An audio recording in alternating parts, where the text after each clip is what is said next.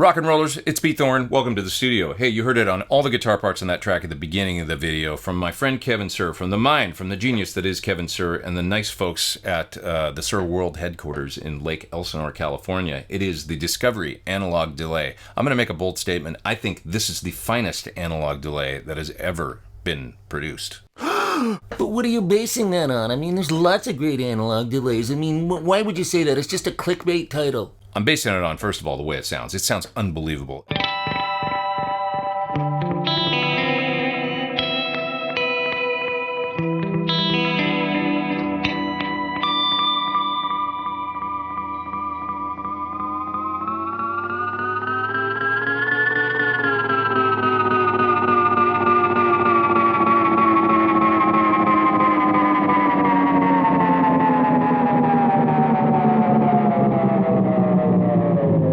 At least equal to, if not better than, any other analog delay that I've ever played, with more headroom and more fidelity. And yet, if you want to make it sound super dark and murky and crazy and modulated, you can do all that stuff, of course. But it just doesn't have any of the unpleasant artifacts that a lot of analog pedals that I've played before have. Kevin did a ton of design work trying to engineer into this thing lots and lots of headroom so that you can hit it with humbuckers, you can run it in a line level effects loop, and it still sounds just great without any kind of like degradation to your dry tone or weird like unpleasant artifacts or anything like that. Also, with regards to the sound, he spent a ton of time on the Regen engine, so like the feedback, in order to make for like a really friendly control that allows you to easily dial in cool long delay tails with controlled oscillation.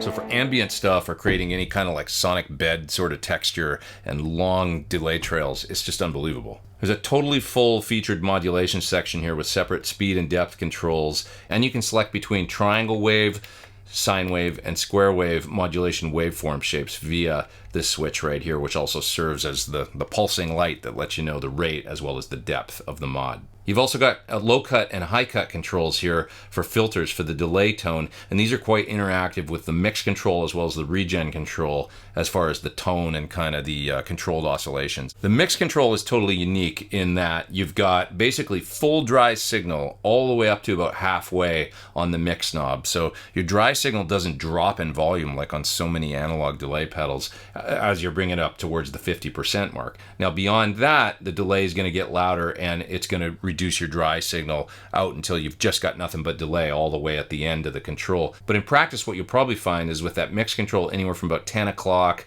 on up to about 1 o'clock, you're going to be able to get tons of delay, and yet your dry signal stays like totally crystal clear and nice and punchy. This is part of why I say that it's the best analog delay I've ever tried. The clarity of your core guitar sound stays intact while you've still got tons of this great super vibey delay getting mixed in. Some other really cool features, it's got kill dry, so if you want to use it in like a parallel effects loop or a wet dry sort of rig, you can do that.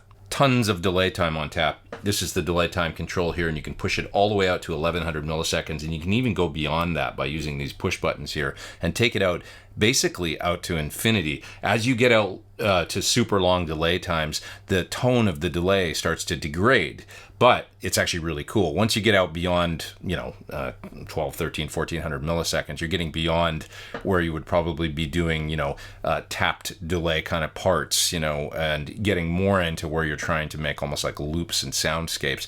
And it sounds really amazing to play through the delay, say 2000 milliseconds, and then hear your part come back at you with kind of a different tone and that degraded kind of sound, but in a really cool way.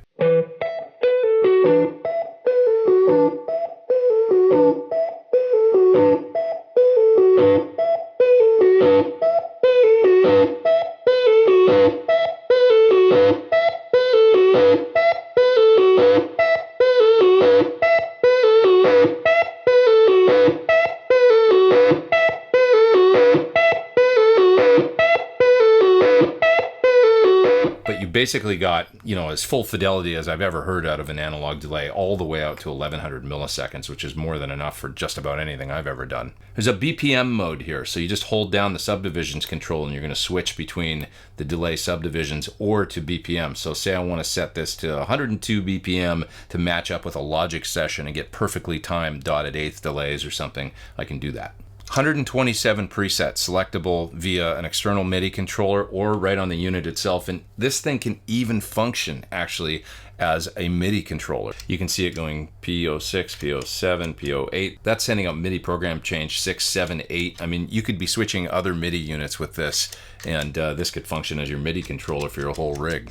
I ask you, what great sounding analog delay also functions as a Midi controller? Full expression pedal control over every parameter on the pedal. So you can map anything to the expression pedal. So if you want to ramp up the feedback, the mix, the rate of the mod, whatever you want to do, you can map it all to the expression pedal, and it's super easy to do that. And then per preset, you can store your expression pedal settings. So I want to solo a bunch of those parts from the track at the beginning of the video outside of the mix, also play some more sound examples. And then I also was able to get Kevin Suhr on the line today to do a full interview with him and ask him a bunch of questions. It's a really long interview. It's about 20 minutes long, but he's a brilliant guy, and I figure you guys are pedal geeks, you like this stuff, so you can hear right from kind of the mind of the designer what he was thinking when he was designing this thing and some of the stuff that he had to go through to get to the finished product. So down in the video description below, I'll put a link to skip over the interview if you want to and take you straight to the audio examples, which I'm going to put at the end of the video if you want to go straight to some more sound examples. But for now, let's get to the interview with Kevin. My old friend, Kevin Suhr, how are you? Good. How you been? I'm quite well. You've made an amazing delay pedal. How long have you been working on this thing? Way too long, actually. When I started working on an analog delay circuit, it was about 3 years ago. Wow. And then it went through quite a few revisions, iterations, chassis changes. I started with a small one, just kind of more basic one. Then it sounded really good. I had it running on the lower voltage 9-volt kind of chips, and I actually really liked it. I was playing with it a lot. I knew I could do more. I was playing a lot with microcontrollers, and I wanted to maybe add a display and maybe save presets. I knew it was possible for me. Then I redesigned the chassis to be like a much wider, like 3-button foot switch kind of thing with pretty much all the same features that is in right now with the display and the filters and stuff. Okay. And it looked really, really cool in the renderings, and I actually got like a mock-up made, and I had a chassis made, and I was starting to roll with that. And then I started thinking more about, what pedal, people with pedals on a board, their needs, they want something smaller, and, they probably don't want a big room for a big delay like that if it's mono too. So I shrank it down like by more than half, and pretty much was able to still fit all the same features on it. Yeah, I mean, because one of the things that is nice about it is it's not that big. Right. This was like the third iteration of what the chassis came out to be. And by this time, I thought it was like kind of the best of all worlds, for size and amount of features and flexibility, programmability, MIDI and all that stuff. I was pretty much able to fit all the same features I wanted. But instead of having 3-foot switches, it was 2-foot switches. And then I kind of ran with that and went through a lot of board revisions. This is the most complicated thing I've probably ever made in my life. I spent a lot of time trying out different circuits and making different boards. I was like going down a rabbit hole of tweaking filters and trying to find the best, sweet spots for clarity and noise and headroom, and playing with the compressors and expanders in there that help reduce bucket brigade noise, which is kind of what every bucket brigade delay uses, is these tricks to reduce noise because they're just inherently noisy. I was trying to get the clarity, and I was trying to get the dark sounds too. Like, so much parts in the circuit are just like teetering off each other. Like, if you have longer delay times, you get more noise, which a lot of times means you got to filter more, but then you lose clarity. And it's like, there's all these like balances that drove me nuts. I mean, I thought I was going to go mental, like trying to do all these revisions. And I've done so many boards, it was hard to avoid trying to get rid of noises and things, like when I had a bunch of digital stuff like displays and things running. I was trying to keep the audio path clean. Well, I was going to say one of the most amazing things about it is the fidelity and the headroom. So like Right. I notice with a lot of, vintage analog delays, I mean, the good old stuff, it's like there's always this balance. Many times on them, you'll turn up the mix control and your dry signal starts going down. You'll compensate by bringing up the level control. And then you introduce some degree of distortion into the sound, which can be cool if you're running into like a dirty amp and you got kind of a crunchier gained up sound anyway, like a little bit. But if you're going for a pristine sound, it's very difficult to get there sometimes. So can you talk a little bit about that, about how like you were able to strike that balance of like getting there with the headroom and everything and still making like a vibey sounding thing? My goal wasn't to have like a preamp in here and get like your tone from this pedal. It was more of getting great analog delays that wouldn't color your original tone. And so there's a mixer in here that's a little different compared to other pedals, and I'm using VCAs to mix the dry and wet paths. So you're getting like full dry and full wet. Sometimes analog delays will have a passive mixer. So like as you get more wet, you start to lose some delay, and it's kind of like a balance thing. Is that probably most of them? A lot of them do that. And, the way I have it is, when the mix, actually I have a unit right here. So when the mix, is between fully counterclockwise and halfway, you start mixing in delay, but your dry is still 100%. And then once you pass that, your delay is already 100%, but now you start mixing out the dry, and then you can get full wet too. In practice, that works really great because I find that like when you've got, it's so forgiving, like with that mix anywhere between a quarter of the way up to about halfway up, your dry signal is nice and strong and pure and not distorted. Your dry tone stays exactly the same.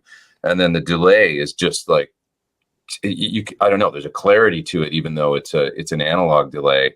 And with the dry tone being so pure and not shrinking as you're bringing up that mix control, it just sounds amazing, like lush and gorgeous, Yeah, thanks. That was the goal. I didn't want you to lose your dry signal as you start bringing up the delay signal.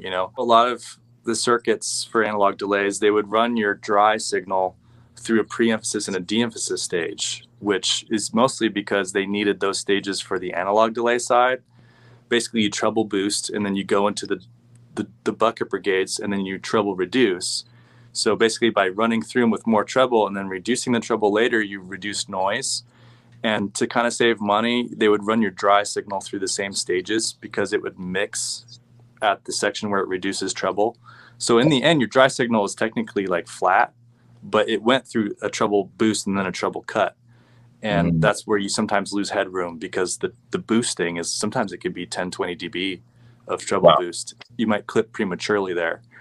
And I didn't run the dry signal through a pre-emphasis and de-emphasis stage. It just goes through the VCA, and it's got 15 volts of headroom. It's regulated from the 18 volt supply. So you got quite a bit of headroom. More than 9 volt pedals, you're going to have more headroom. Then I just worked my ass off on trying to get the most headroom I could out of the bucket brigade side of it.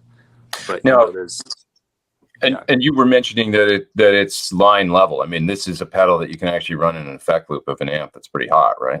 Yeah, it can handle over a volt, that's kind of near line level. It all depends on how hot you're going, but yeah, it can handle the line level stuff. Well, let's talk about some of the different features on the pedal that are so cool that separate this pedal, besides the amazing sound of it, from like other pedals. Like for example, you got a digital display there, and it's digitally controlled but analog, so you can switch between a millisecond mode and a BPM mode. So you can set precise BPM on this pedal, right? You got your milliseconds, and I have it going in five millisecond increments because that seemed to me to be more logical.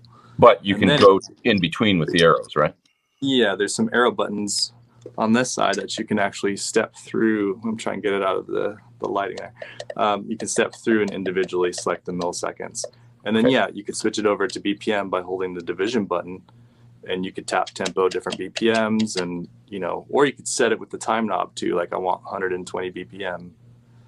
You can get 120 BPM right there. And then you can use the divisions to cut that down into like, okay, maybe I want a dotted eighth at 120 BPM, or I want an eighth note at 120 BPM. So, some people don't care about that stuff. They'll just do it by ear. But I found it to be really awesome when you're playing, you have a Logic session or you have any DAW session where you have a master BPM and maybe you do want them to be synced up nicely. Sure. And you don't want to be fiddling with what milliseconds do I do or where exactly do I have to place my delay time knob to get what I want, you know? And it's got 127 preset locations, right? Yeah. One of the board revisions I had some extra time and I added Midi sending as like a last minute thing. And yeah, you can send patch changes with the foot switches or when you change presets. Anytime you change a preset on the delay, it could send a patch change to another pedal or whatever you're hooking it up to. It can send CC numbers from all the knobs and switches. I have like a menu where you can set those modes. There's like 4 different modes and you can send progressively more and more MIDI data. So like the first MIDI mode is kind of just only patch changes. Like I only want to send simple stuff, you know, just patch change to other units. But if you want to send more stuff, like maybe the tap tempo, you know, you can go to the next mode. And by the time you're at the last mode, you're sending like full on MIDI data for everything. So all the knobs will send CC numbers and even the division button and tap and bypass switches will send CC numbers, which can control either another delay or, you know, maybe you want to assign some of the knobs to something in your DAW, your session. Maybe you want to assign it to a pan knob and you want to like automate the pan knob with like a nice knob that isn't a rotary encoder or something. Can you show us just switching in between like edit mode and the patch change mode as well? You know, here's the unit. And when you go into the presets, there's one preset called pedal. And it's not really a preset. It's more just the manual mode. You know, when you're in pedal mode, all the knobs are red again. And basically what you see on the pedal is what you're going to listen to, just like a standard pedal, you know? Yeah. But if you want to go into the presets, you hit this preset select button and you go up from there and you can access all your presets. And, you know, I could hold this down and go up to the 127th preset, you know? And you can do that stepping through with the foot switches, right? If you hold the tap, right? So if I go into a preset, if I hold the tap button down for a certain while, you'll see the presets again. And then you can actually use the foot switches to go up and down. There's a secret menu that if you hold that preset button down and you power the pedal on, it'll show a firmware number. And there's a menu of different things like buffer bypass or true bypass. You got channel for your MIDI channel, MIDI sync if you want to sync your tempos to a MIDI clock. CC numbers, if you want to ignore CC numbers from other devices, you can kind of disable it or ignore them. Then this out mode is kind of for the MIDI out. So right now it's just a hardware through, like what comes in goes straight out, like no latency. And then anything above that, you get certain out modes. Like out would be just sending simple patch changes from the foot switches or up here. And then, you know, out 2, you start sending stuff like tap tempo data. And then once you get to out 4, you're sending full on MIDI information from like pretty much everything. You can turn off the dry for like wet parallel effects mixes. Kill dry, right? Kill dry. And then the last kind of thing in the menu is a sysex. You can send all your patch changes, or sorry, all your patches to a sysex dump on your computer, or you can even, actually funny enough, you can plug the MIDI out from this unit into another Discovery unit, and one can be set to send and one can be set to load, and you can dump all the programs from your unit to another unit. And so those are kind of like some of the secret stuff. So yeah, that's how you would assign sending patch changes and MIDI and doing some of those things that you kind of just set once and forget about it, you know? So a couple more things just about the sonics of it. Tell us about this Regen circuit that you spent so much time like developing. Yeah, you know, I was always inspired by not just analog delays, but like I own a Benson Echo Rec, and the repeats on that, when you feed it back all the way, you can get these oscillations that just last forever and they sound smooth and they're not like, you know, kind of blow your head off kind of thing. So that was one of the things I really wanted with my delay. So I spent a lot of time on the feedback, the regen part of the circuit. Before I added this clipping limiter in there, I would play and feedback, and it would get so loud out of my cabinet, it would literally scare the crap out of me. And I was like, okay, I got to do something to tame this because I don't want to scare people when they turn up the knob too far, you know? Well, and it's more musical when you can control it and have it stay at us, right? And it's I know it's a difficult thing to achieve, like that infinite almost feedback that doesn't get out of control, right? With analog delays, there's all these little stages in there, like the compression and expansion. And a lot of times those can start chopping up your repeats. And sometimes, you know, depending on how it's clipping, it can sound harsh and if it's filtered right.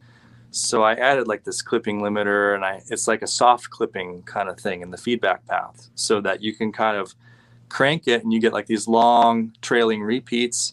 And if you really push it, you can get it into a distortion territory, but it's still soft in nature. Like it's not going to be like a super harsh thing. But yeah, I tried to make it very musical and something that you can have long, nice trails and sound effects. I honestly play the delay sometimes more than I play guitar. Like I'll just...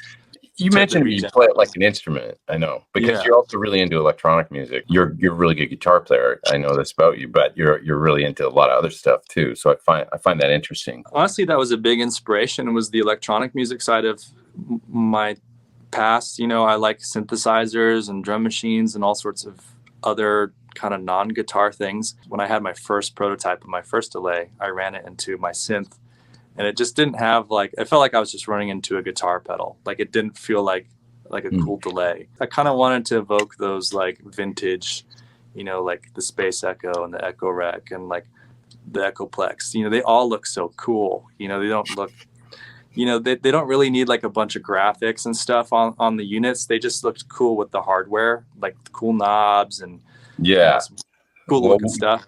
You hit that. That's what I was going for. You know, I actually designed those knobs from scratch, and we got them molded. And oh, really? I didn't know that. Yeah. So, and that costs a lot of money. But you know, this was kind of like they let me do what I want. I said, you know, let me design this the way I want it. Let me make my dream pedal, and they let me do it. I was able to kind of do what I really wanted. I've been playing with this thing for over a year, and every time I look at it, I'm still like, oh, that looks so cool, you know.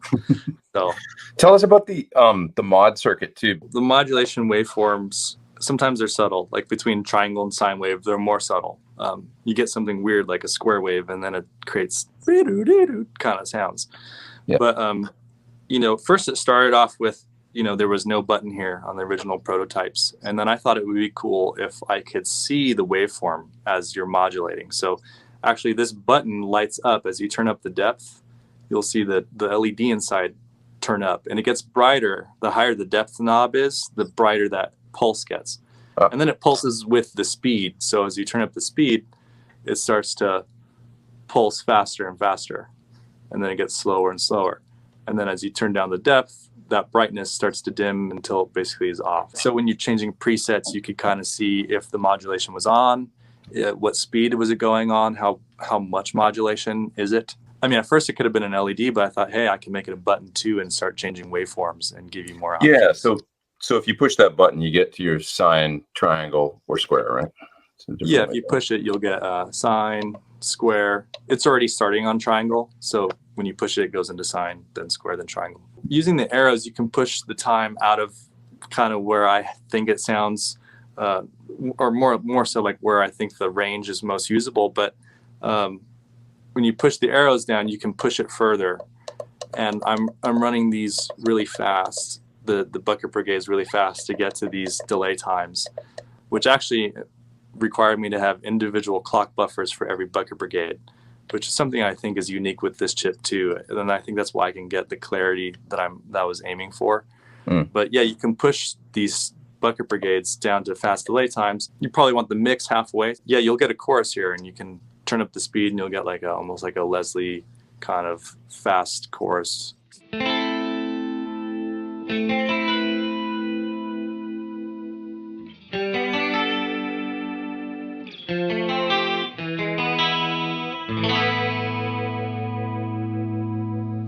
Yeah, so just bring the feedback probably down to 0, right? And yeah. If you want a standard chorus sound, actually, I was playing with it today. If you turn up the feedback in this setting, you'll almost get like almost like a filter kind of chorus thing, you know, where it's feeding back, and you kind of get this like wow, kind of more accentuated.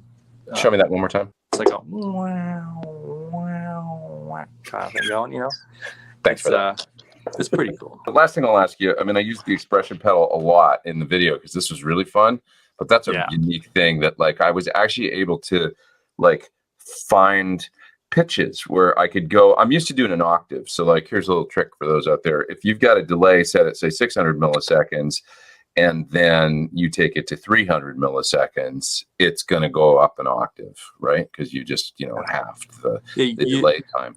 But it's so fine, the adjustment, I was able to find like go like a fifth or go like, like so holding a chord or something and then bring it. And it was actually like, I was actually able to use it in like a musical way.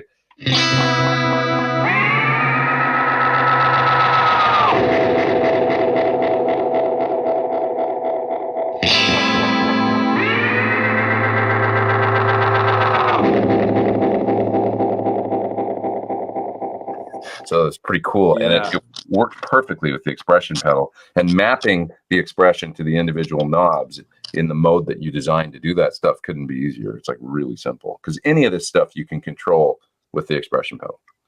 Right. That was important for me. Obviously I wanted to throw, if I was going to have all these kind of bells and whistles, I wanted an expression pedal, because that's one of my favorite things is like turning up the feedback and getting it oscillating with the regen and then like bringing it back. And it's just such a cool sound effect. Each preset could have its own expression mapping with its own starting and end points for every knob. I really wanted it to be simple, like I wanted you to be able to say, hey, I want the mix to be here when this pedal's back, and then when it's all the way forward, I want it to be there. And so when you're editing on the display, you'll see two dots in the center, and when you're in the top mode, you'll see the top dot, and when you're in the bottom mode, you'll see the bottom dot. And that lets you know I'm in this range, so I can move the knobs. And then you flip it to the other extreme and you set the knobs to how you want it, and it will just automatically map between those two settings. And then once you've got that, you simply just hit the preset switch and it asks you what location you want to store to. You pick the location of the up down buttons, and then you hit it again and it stores. And now you've got that mapped expression pedal and all those settings saved, right? Yeah. Thanks for doing this. I appreciate it. Yeah, thanks for having me. You made a great pedal. I mean, it is, I believe I'm going to call this video the best analog delay ever made, which is a bold statement, but it's not even a clickbait title. It's just kind of, I actually believe it's true. Like, I don't think there's anything that's better than this in this class that I've ever seen or played. And so you did a great job. Well, I appreciate that. It took me a very long time. A lot of blood, sweat, and tears went into that. So, yeah, well, I can't wait to see what you do next. Thanks. Me neither. So the Discovery has up to 1100 milliseconds of delay time, kind of on the surface. There's actually more than that. I'll show you that in just a second here. But 1100 milliseconds, that's a ton for an analog delay.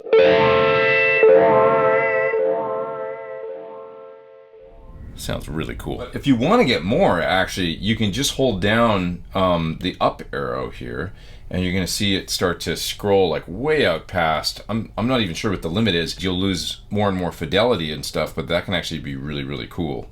Let's take it out to like, I don't know, let's see here, it's 1400 milliseconds now.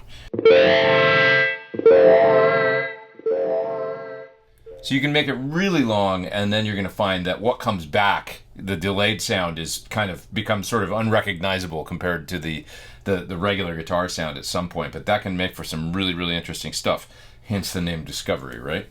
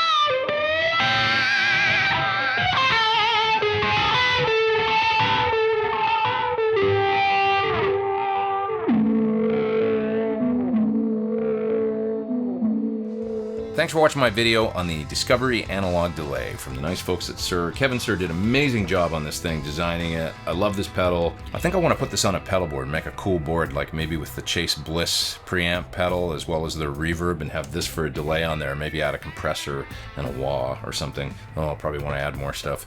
Just make a fun, new, crazy kind of pedal board. This seems like it would fit the bill perfect for a delay on a board like that. You can check it out further at the link down there in the video description below. It'll take you to all the info about the Discovery Analog Delay. Kevin, you knocked it out of the park on this one. I love this thing.